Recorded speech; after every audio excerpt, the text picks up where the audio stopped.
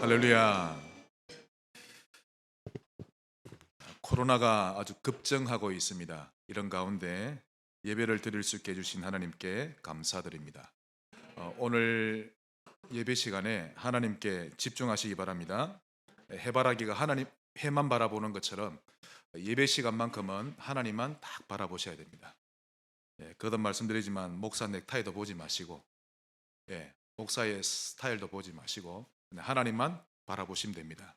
오늘 보좌의 축복 누리시기를 바랍니다. 오늘 제목이 보좌 누리는 내면세계인데요.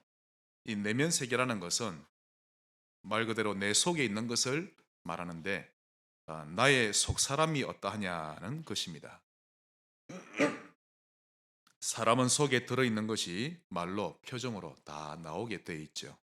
그래서 얼굴이라는 이 말은 얼이 담긴 꼴이라는 뜻입니다. 즉, 그 사람의 정신이나 마음의 상태가 얼굴에 다 드러난다는 것입니다.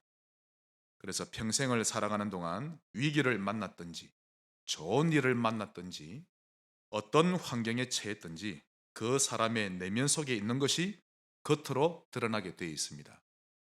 사랑을 품고 있으면 사랑이 드러나게 되어 있고, 원한을 품고 있으면, 미움을 품고 있으면 그대로 드러나고, 차가운 것이 들어있으면 차가운 것이 나오고, 뜨거운 것이 있으면 뜨거운 것이 나오기 마련인 것입니다. 외모를 아무리 검은 보석으로 꾸미고 화장을 짓기에도 그 사람 속이 장례식장 같으면 얼굴 표정이나 내뱉는 말 속에는 장례식 분위기가 그냥 풍겨나는 것입니다.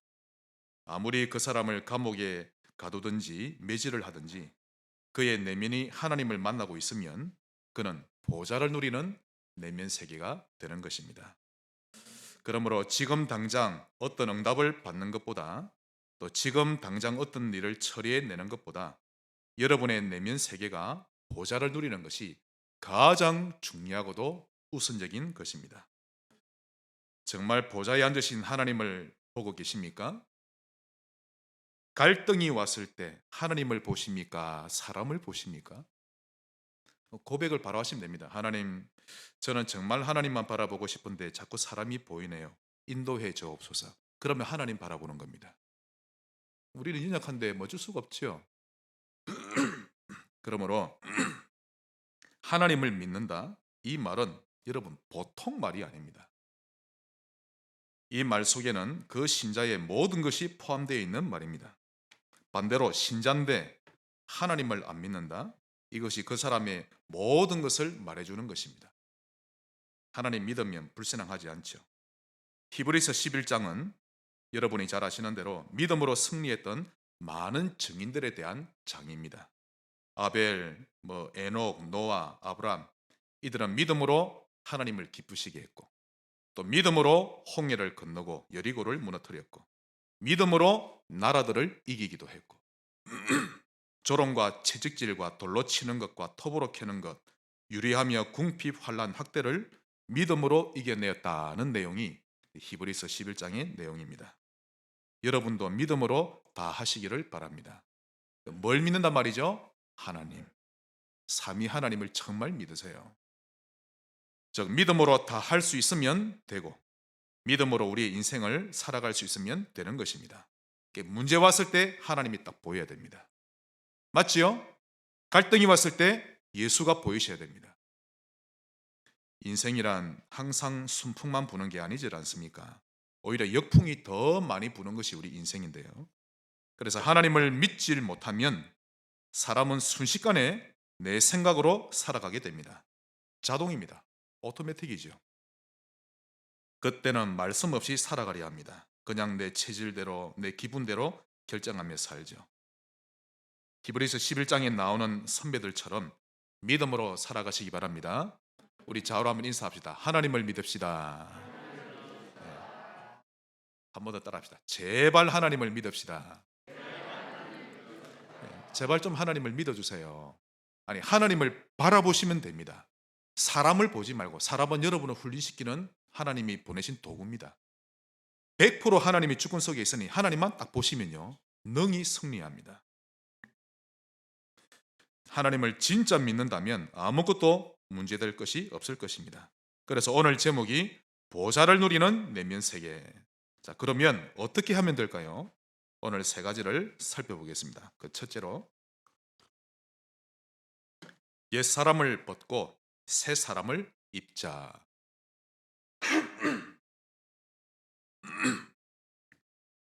오늘 본문 21절에 옛 사람에게 말한 바이 되어 있죠. 여기서 옛 사람이란 모세가 시내산에서 하나님께 처음으로 이제 율법이라는 것을 받아냅니다. 그전에는 율법이라는 게 없었죠. 그리고는 백성들은 그 모세를 통해 처음으로 율법이라는 것을 듣게 되었는데, 그때 모여 있던 사람들을 옛사람이라고 합니다. 그래서 이들을 시내산 시대의 사람들이라고 부르는데요. 즉 복음을 알기 이전의 사람들, 또 그리스도를 알기 전에 가지고 있던 우리의 체질, 그렇게 표현하기도 합니다. 그래서 21절에 옛사람, 즉 구약 시대의 사람들에게는 하나님이 율법에 말씀하시기를 살인하지 말라, 누구든지 살인하면 심판을 받게 되리라고 말씀하셨지만, 나는 너희에게 이르노니, 자, 이 살인하지 말라는 율법을 예수님이 재해석하시는데요.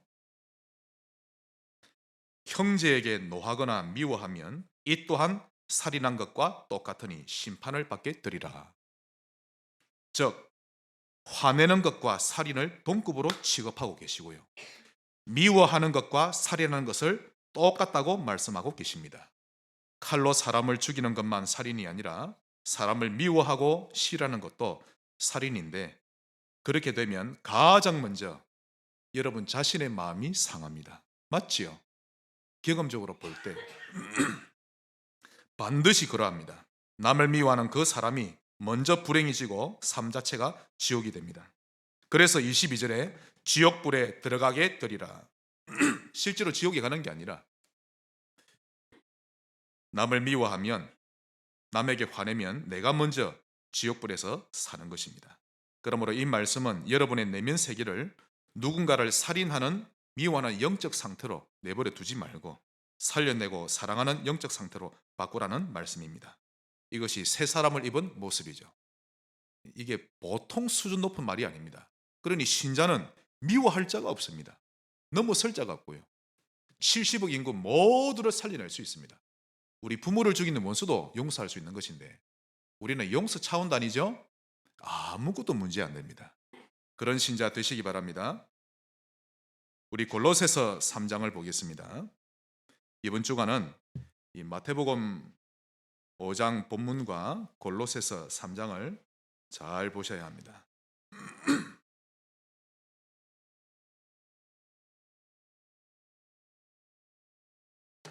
옛사람을 벗고 새사람 입을 아주 좋은 본문입니다. 이번 주간은 여러분이 미워하는 사람에게 웃으며 밥 한 그릇 사시기 바랍니다. 그래야 진짜 용서한 겁니다. 제가 해봤기 때문에 얼굴도 보기 싫고 말도 섞기 싫고 여전히 여러분은 지옥에 살고 있을 것입니다. 3장 1절, 그러므로 너희가 그리스도와 함께 다시 살리심을 받았으면, 구원받았으면 위의 것을 찾으라.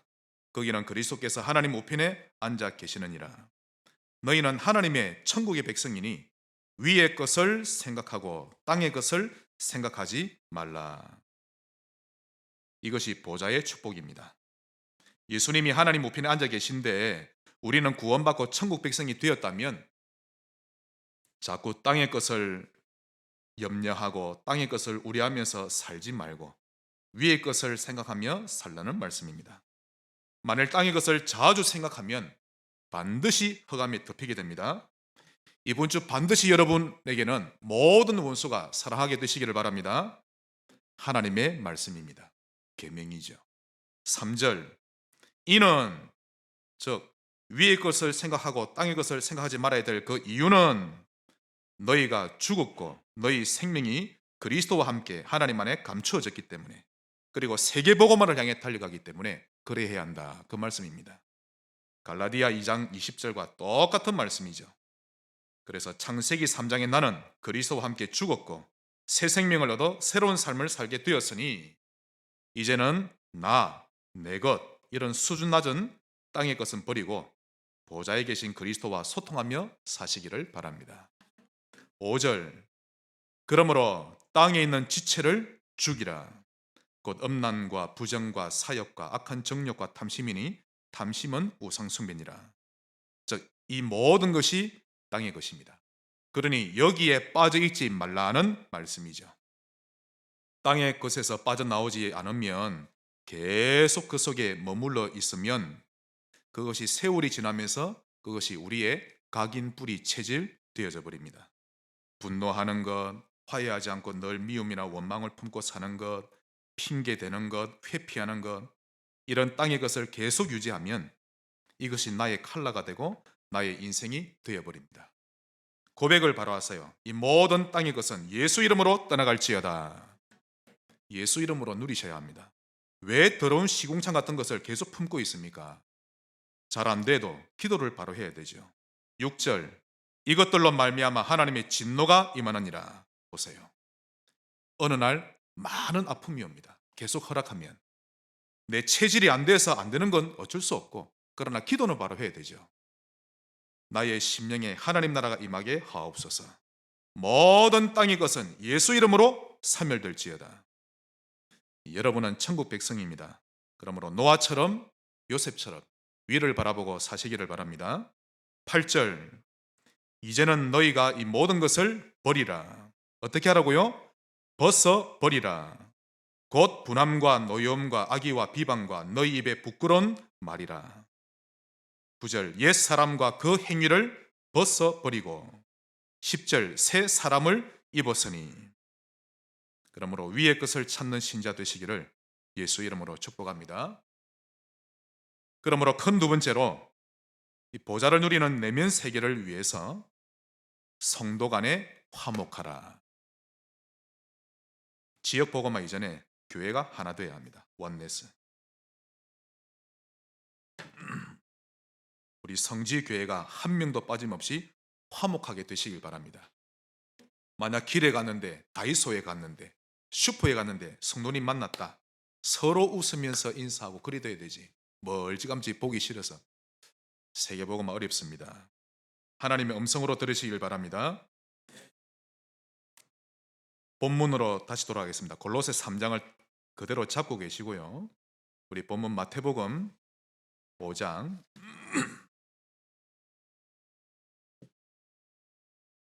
26절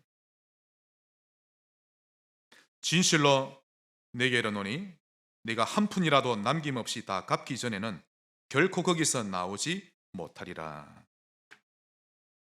이 말씀은 신자는 결코 지옥 가지 않는데 남을 미워하고 용서하지 못하고 화목하지 못하면 상대방이 망하는 것이 아니라 내가 흑암에 갇혀버립니다.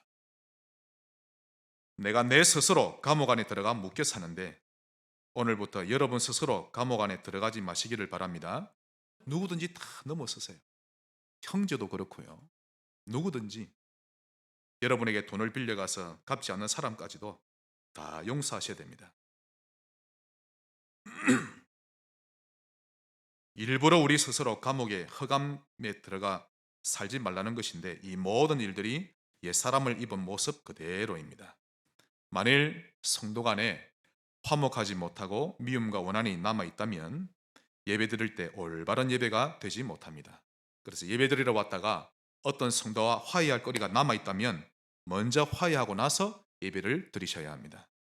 오늘 본문 23절 24절에 나오죠.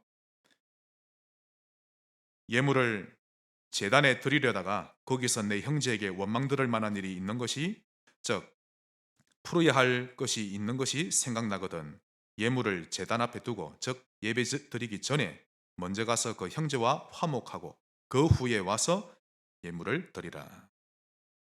화해하지 않고 예물을 드리면, 미움과 원한을 가진 채 예배를 드리면 헛예배가 된다는 말씀입니다. 마음 상태가 은혜를 받을 수 있는 상태가 아니라는 말이죠. 그만큼 우리의 영적 상태가 예배에 지대한 영향을 끼치는 것입니다. 예배를 여사로 여기지 마세요. 예배에 실패하면 인생 실패입니다. 그래서 예배 시간에는 폰을 꺼두는 것이 아주 지혜로운 것이죠. 혹 예배를 드리다가 전화가 와도 예배에 집중하시고 하나님께 맡겨보시기를 바랍니다. 성도 간에 화목하기 위해 제일 먼저 하셔야 될 것은 여러분의 마음 상태를 옥토로 만드시기 바랍니다. 자, 골로새서 3장 다시 넘어오겠습니다.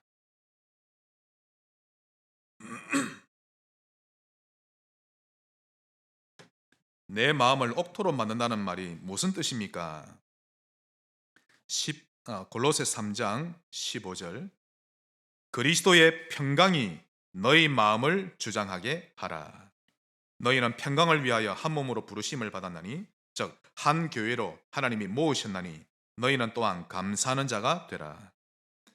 바로 이 부분이 사단이 매우 두려워하는 부분이요 가장 회방하는 부분입니다. 그래서 어쩌든지 여러분이 상처에 빠지기를 바라고 있고요. 이 사단이 그래서 시험에 들어서 말씀이 들려지지 않기를 바라는 것입니다. 반대로 성도가 은혜 받으면 사실 끝나는 거죠. 은혜 받으면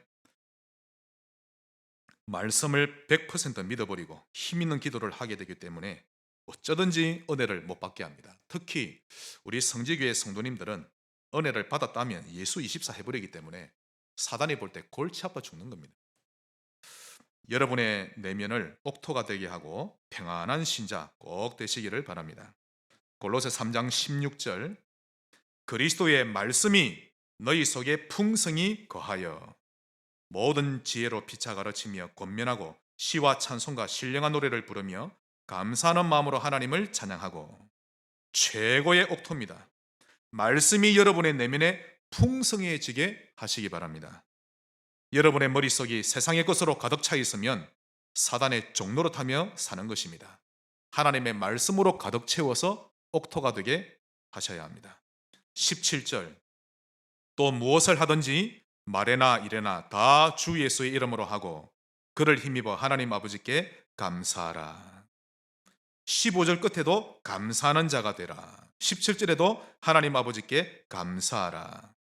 즉 감사, 범사의 모든 일에 감사하는 옥토가 되시기를 바랍니다. 이것이 우리를 향하신 하나님의 뜻입니다.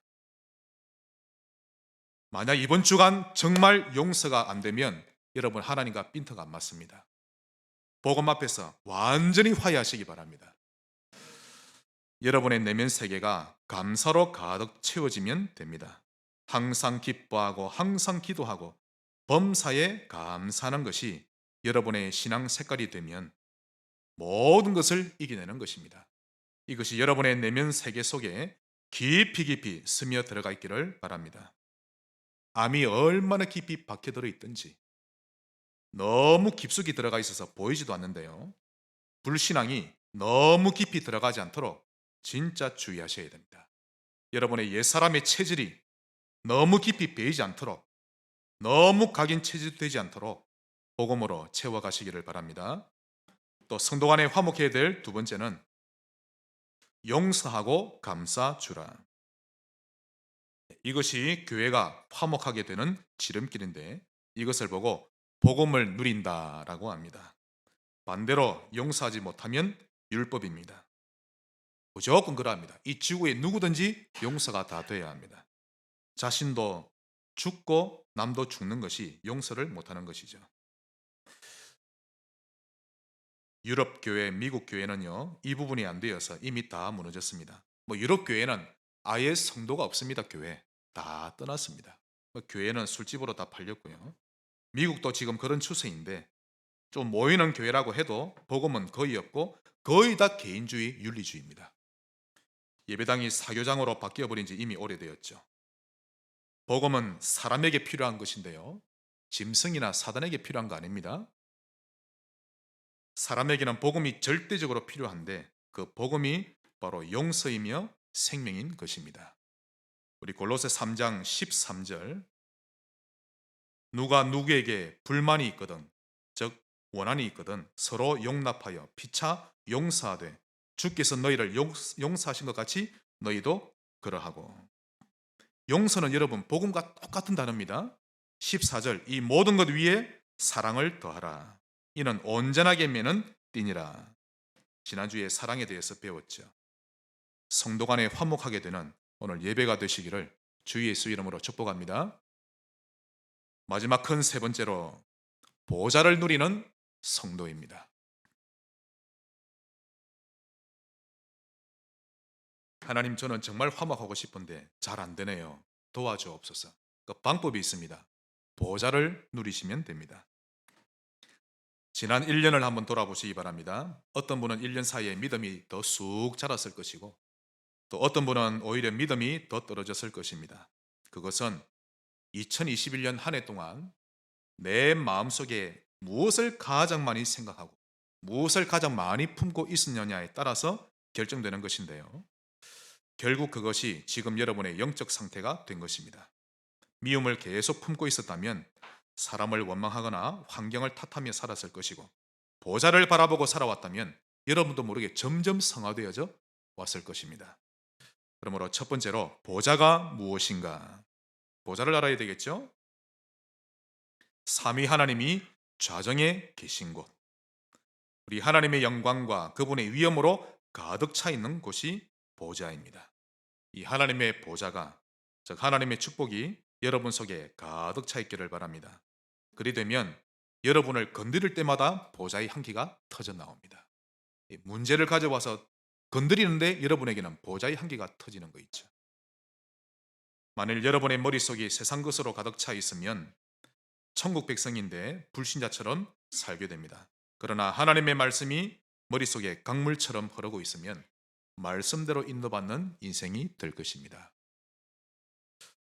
에스겔 47장 잘 아시죠? 하나님이 에스겔에게 환상을 보여주시는 장면인데요. 성전에서부터 물이 흘러나옵니다. 그 물은 하나님의 말씀을 의미하고 성령을 의미합니다.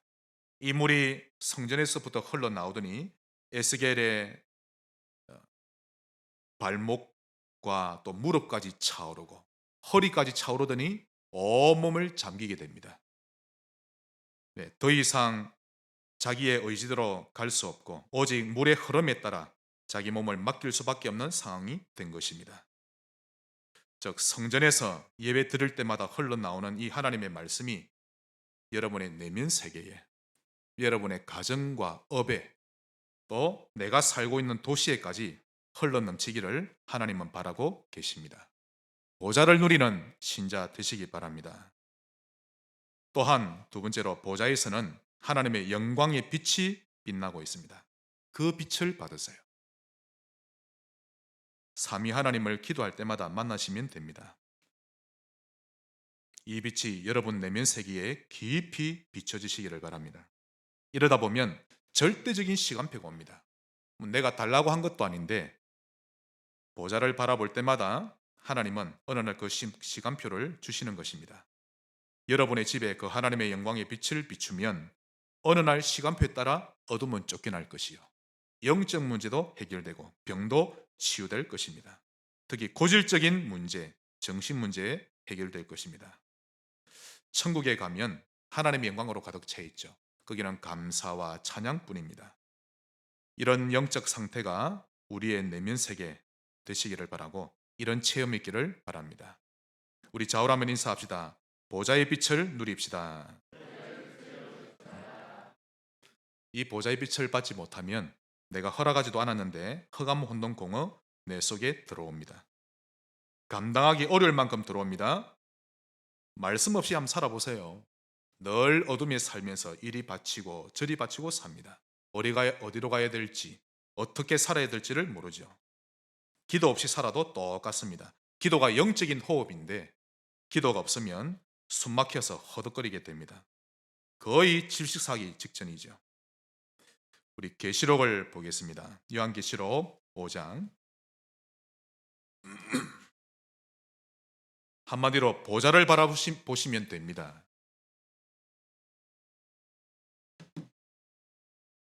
계시록 5장 13절 14절. 내가 또 들으니 하늘 위에와 땅 위에와 땅 아래와 바다 위에와 또 그 가운데 모든 피조물이 이르되 보좌에 앉으신 이와 어린 양에게 찬송과 존귀와 영광과 권능을 세세토록 돌릴지어다 하니 내 생물이 이르되 아멘하고 장로들은 엎드려 경배하더라. 이런 보좌의 천국의 비밀이 여러분의 내면 세계가 되시기를 바랍니다. 늘 찬양이 흐르고 기쁨과 감사가 넘치시기를 바랍니다. 자, 그러면 보좌의 축복을 누리면 어떻게 됩니까? 계시록 21장 1절에 나오는 대로 새 하늘과 새 땅이 우리 앞에 펼쳐진다고 분명히 말씀하셨습니다. 새 하늘과 새 땅. 이 땅에는 없는 새 하늘과 새 땅이죠. 분명히 큰 문제가 터졌는데 보좌를 누렸더니 우리 앞에 새 하늘과 새 땅이 펼쳐지는 것입니다. 평상시 불신앙에 빠져 있는 사람들은 결코 체험할 수 없는 말들이죠. 불신자는요, 죽었다 깨어나도 이 말 못 알아듣습니다. 주변 환경은 그대로인데 나에게만 새 하늘과 새 땅이 펼쳐지는 것입니다. 분명히 문제가 맞는데 보좌를 바라봤더니 그 속에 하나님의 계획과 뜻이 들어있다는 뜻입니다.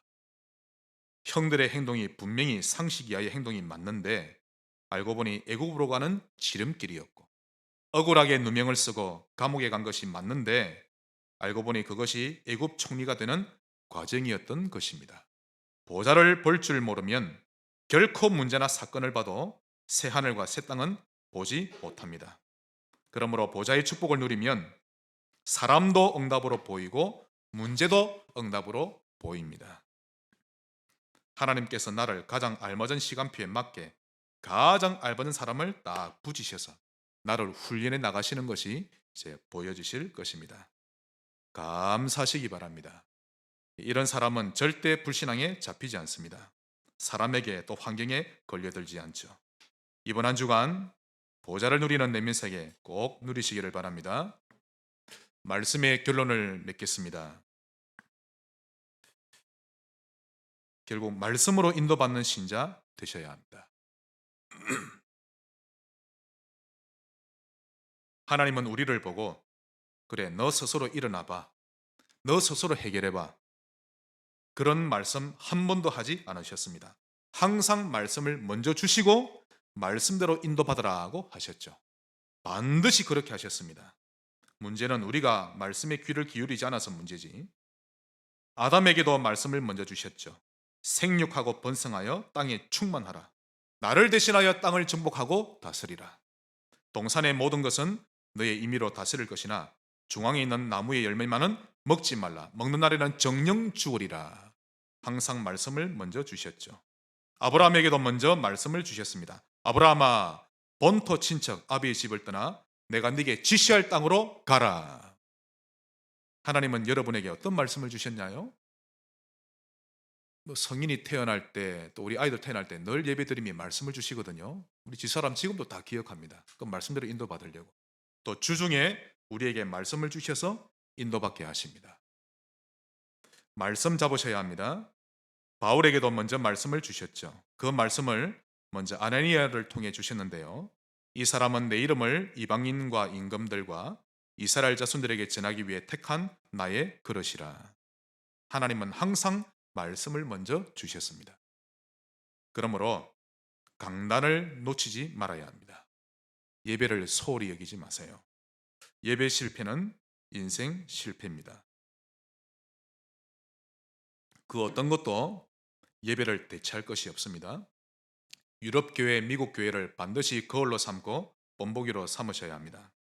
사단이 지금 한국 교회를 제2의 유럽 교회로 만들려고 하고 있는데 그 좋은 예시가 교회와 성도 간의 관계성입니다. 이 말이 이해되시기를 축원합니다. 이게 무슨 뜻인가 하면 유럽과 특히 미국 교회, 제가 볼 때 거의 100% 그러합니다. 교회는 교회고 나는 나고, 교회는 교회고 우리 집은 우리 집이지, 이런 사상입니다. 이건 교회를 파괴하는 사단의 전략이죠. 더 쉽게 말씀드리면 목회자는 설교만 하면 됐지 나 개인과 우리 가정업에 관여할 필요가 없다. 이것이 지역 복음화를 막는 사단의 큰 전략입니다. 지금 미국은요 거의 그러합니다. 그래서 주일날 예배 드리러 왔다가 놀러 갑니다. 목사가 신방을 해서 같이 지역 복음화 그 가정에 맞는 메시지 주는 거 왜 오냐고. 거의 안 되죠. 성경은 그렇게 되어 있지 않습니다. 이러다 보니 신방의 의미를 모르고 거부하는 것이죠. 여러분, 목회자는요, 반드시 성도들을 알아야 하고 복음화를 위해 성도들에 대한 기도 제목 가지고 있어야 합니다. 그러니까 맞는 메시지 전달이 되어야 하죠. 예배를 위해 들리리로 서 있는 자가 목사가 아닙니다. 그러므로 신방하는 걸 거부한다는 것은 나는 내가 알아서 살겠습니다, 이번 한 해도 내가 그냥 알아서 살 테니 관여하지 마세요, 그와 똑같은 것입니다. 반드시 강단과 함께 가야 하고 1년을 지도받으며 살 줄 알아야 합니다. 하나님의 음성으로 들으시기 바랍니다. 이런 모습들을 우리 후대들에게 또 초신자들에게 보여주셔야 합니다. 처음 신앙생활 할 때부터 신방이 뭔지를 모르고 교회와 우리 가정과의 관계를 모르고 결국 교회 무너집니다. 지금 한국 교회 거의 그런 추세로 달려갑니다. 성지교회만이라도 교회 살려내야 합니다. 여러분, 가정보다 더 중요한 게 교회입니다. 바벨론의 포로로 있다 예루살렘으로 돌아왔을 때 하나님 말씀이 너희들이 잘 보금자리 집을 먼저 지어라 라고 하지 않으셨습니다. 차라리 길바닥에서 잘지라도 성전을 회복하라 라고 말씀하셨죠. 그러므로 목회자와 교회 성도들을 자주 집에 초대하며 복음하는 모습들을 우리 아이들과 새가족에게 보여줘야 저들이 나중에, 특히 후대들은 커서 교회를 지켜나가게 되는 것입니다. 그러므로 신방이라는 것은 작은 의미가 아닙니다. 중요한 의미를 담고 있는 것이죠. 학교 선생님께는 선물할 줄 알면서 교회 선생님께 명절이 돼도 또 스승의 날에도 선물할 줄 모른다? 그분은 교회가 문제를 모릅니다. 그 작은 선물이 미래 교회를 살려내는 아주 중요한 행동이죠. 여러분은 여러분의 자녀를 어떤 신앙인으로 키우기를 원하십니까? 결국 교회를 살려내고 또 지역 복음화에 방향 맞추어 살아가는 그런 신자 되시기를 바랍니다. 그래서 결론 두 번째로, 보좌를 누리는 내면 세계가 되다 보면 결국 주변 사람이 여러분들에게 이런 고백할 것입니다. 당신의 신앙 고백이 내게 큰 힘이 되고 답이 되었습니다. 그런 말을 듣는 신자 되시기를 주 예수 이름으로 축복합니다. 하나님께 감사드립니다. 우리의 심령을 보좌 누리는 심령으로 바꾸어 주옵소서. 온 교회가 하나 되게 하옵소서. 예수님 이름으로 기도합니다.